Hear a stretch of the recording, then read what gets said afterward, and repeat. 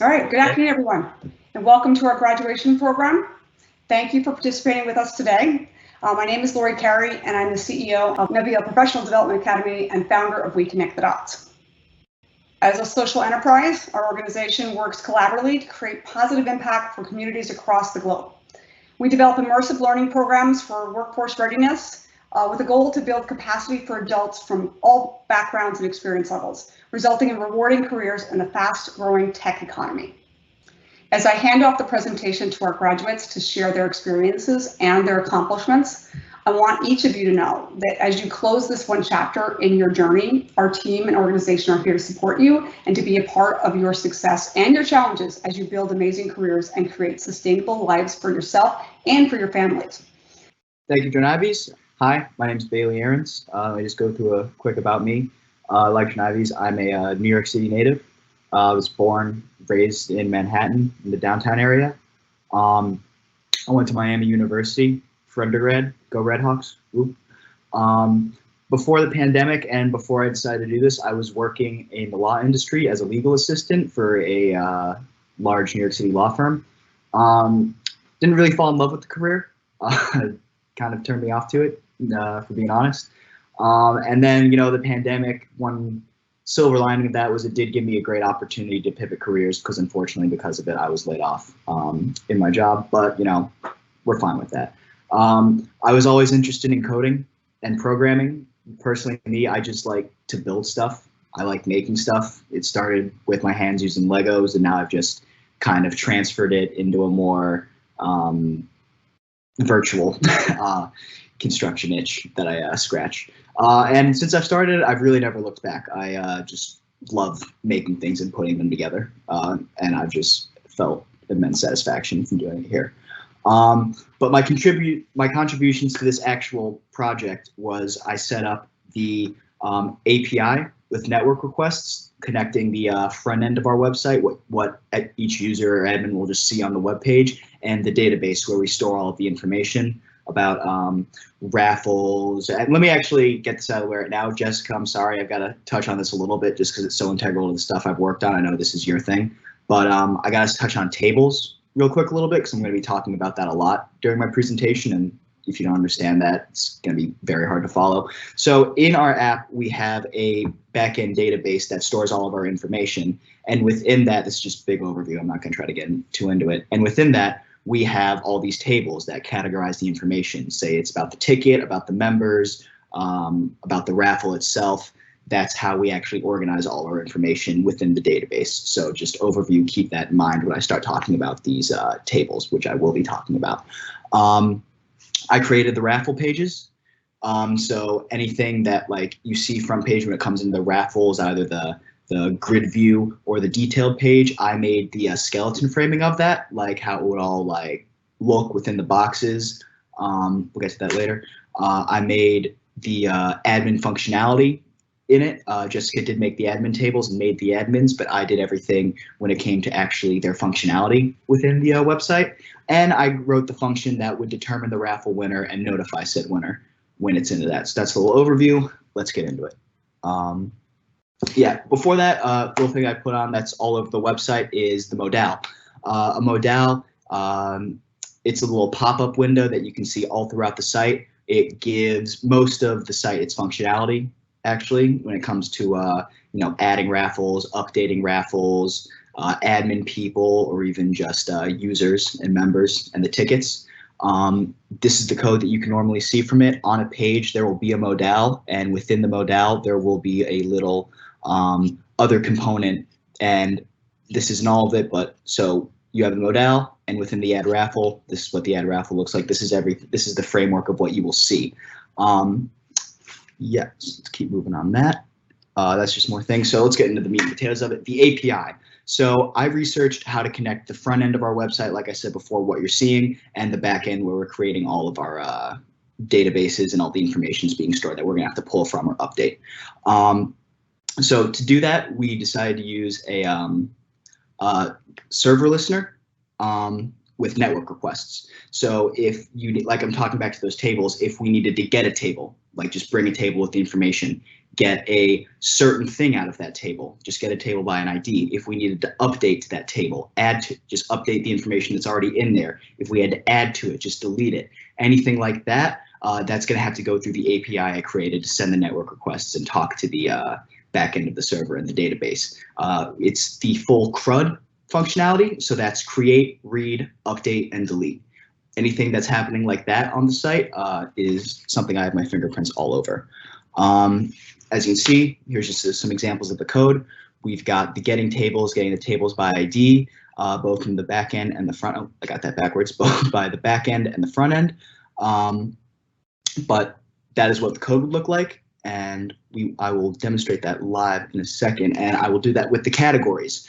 Another contribution I made was the categories. Jessica did actually create the categories and the 3 ones that are there. This was a great collaboration we made, but I actually made the ways we can act on them or the users can act on it, because both the user can act on it in one way, which is just organizing the information in the raffles that are shown in the page, and the admins can act on it in a different way. I will show it live now.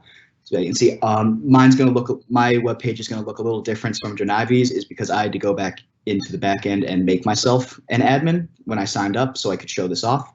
So this was another collaboration I made, one with Janivi's, where Janivi's actually short-circuited these buttons for me, which basically, so I put the buttons in there and then I handed it off to Janivi's and he did a great job. So as you can see before with his presentations, if you're not an admin, you won't see these buttons. So no one else who doesn't have those privileges can go around and mess with the site. And then going down, when I click on something, here's another example of the modal. It's going to pop out. We can have all the categories we've made. I can add to it. Let's just say test. Doing it. That's disappointing. It should normally be updating with the back end. Doesn't seem to be. For some reason, must be something that we did with the deployment here. But either way, it should have been that if we edited the categories here, it would have updated in the front end, and then in real time, it would have updated the back end, and you could have shown it here. Like I said, this will allow you to organize the information that is shown based on the categories that are shown. So as you can see, this category is laptops. So when you go back and organize it by, that will be what is shown based on what category is given to it, but the admins have the ability to go back in and update or add to that stuff. Yeah, so as I said before, the raffle pages, what we saw before, basically this right here, the grid view of it, and the detailed view of it within. I sort of designed the layout of it. Like I designed that the idea that we should have a ticket bar in here. This is another thing I handed off to Janivi's. He did a really good job. He killed the ticket purchase bar on it. And how I originally had it was supposed to just be a grid view going 2 by 2 down, and then I handed it off to Janivi's, who made a great improvement on it, where now the raffles are just going to fit as many as they can on a line before starting to go down to the next line, which is a great improvement, and it also helps the website look modular on the different screens, something he was talking about before. The way I wrote these, though, is that it's all modular. All you have to do is add the information to the back end of the database, and then a new raffle will be generated in the front end and in the detailed view. So that's how we did. That's how I did that. Talked about that a little bit before. Here's what the code for these raffles look like. You know, the grid view, the detailed view. There might be a little not up to date completely because I'm not sure if I have exactly the updated code that Janivi's wrote. And then one of the last things I did was the admin functionality. I created the admins, the admin functionality, so that allows us to, like I said, these buttons right here that allow you to actually act on the tables, whether you're creating a raffle, whether you're going to edit the categories, whether you're going to go in here and actually update the raffle. All of this stuff that has the admin capabilities, you have to be an admin for the first off, and which can also be shown through admin control, which will allow you to either, you know, remove or give people admin status when it comes to the admin functionality. that. Go back to raffles here. Sorry. That's the code for it a little bit. You can see the emojis I put in there. And then the last thing I did was I wrote the function that would actually choose the winner. So, and how it will basically work is that once all the raffle tickets have been sold, the database will choose a member who has a ticket from the members table, from the tickets table, I'm sorry. And then they will randomly choose a winner from there and push said person into the winners table, so we can also just have that information on deck for us whenever we need it. And then the last thing it's going to do is, using a library I installed, No Mailer, the winner will be automatically notified via an email from the Our Future Generation admin account, and the admins will also be notified that a winner was chosen, and an object will be sent to them with all of the winner's information, so they know who won, who to send the prize to, and make sure that the prize actually gets sent out. Here's the code for that. I know I've had a lot. Sorry, I keep on rambling, but I believe that's everything. Does anybody have any questions? All right, I'll start again. So congrats. I love the transition from legal to coding. So what's in your future? What are you going to do? I'd really like to, I think, to be on product development. Like I said in the beginning, I really do just enjoy building things, and what I really got a taste for after doing this group project is, building something on your own is a lot of fun, for sure. You get to say it was all you, but just the amount of things that you can actually confidently tackle with the group is really amazing. So I think I'd really like to play any type of role, big or small, on a team when it comes to actually developing products and making stuff. So tell me a little bit about how that value of working in a team really helped you build your capacity or skills. Could you just rephrase that a little bit? I'm a little confused by the question. Yeah, so how did the ability to work on a team in this project, you worked on a lot of individual projects throughout the program, but this was a team effort where you really had to work together. How did that help build your skills to help you support your future?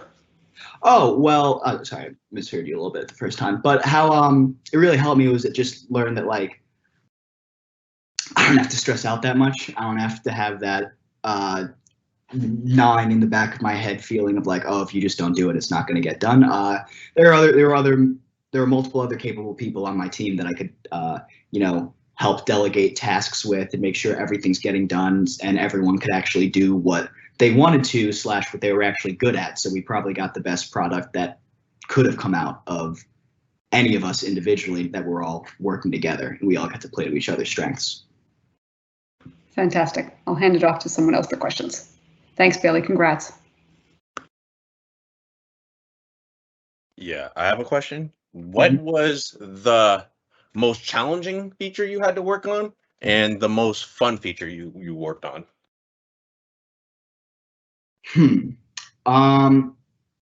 This might be one answer to both. Maybe I might have to think on the. I'm going to come to the first one last, but the second one, what was the most enjoyable one I had, was definitely actually making the raffle pages and specifically making them modular. I love just making it in a way that was like, okay, so I don't have to like sit here and type out a grid view for each new raffle that's going to come in, and no one's going to have to. All they have to do is just plug the information that's needed into a table, and then boom, it's just going to generate on its own. I liked making it making my program self-sufficient and almost independent in a way. And that was pretty challenging, but I do think one of the most challenging things was really the admin control, like just with how many different tables that were connected to each one that I had to pull through in different places. I think that was the most challenging, but I had fun with that too. So awesome. Bayley, what can I say about Bayley? You've made learning JavaScript look easy. It's clear that you are passionate about this new road you've put yourself on and that you don't like to cut corners. Your drive alone was inspiring and infectious. So thank you for that energy, and thank you for always being engaged. And I'm looking forward to seeing where you go from here. So congratulations. So I think that was everyone. So I'll be handing this back to Lori for her closing remarks. Oh, also, thank you, Abe. Without Abe, I probably would be crying right now because he's saved my life many times. Technical issues, you know, he's a genius, I'd say, right? In that realm of just troubleshooting and putting things together, and he really can do it all. So big shout out to Abe because yeah, yeah. I mean, it's no words can express my gratitude, right?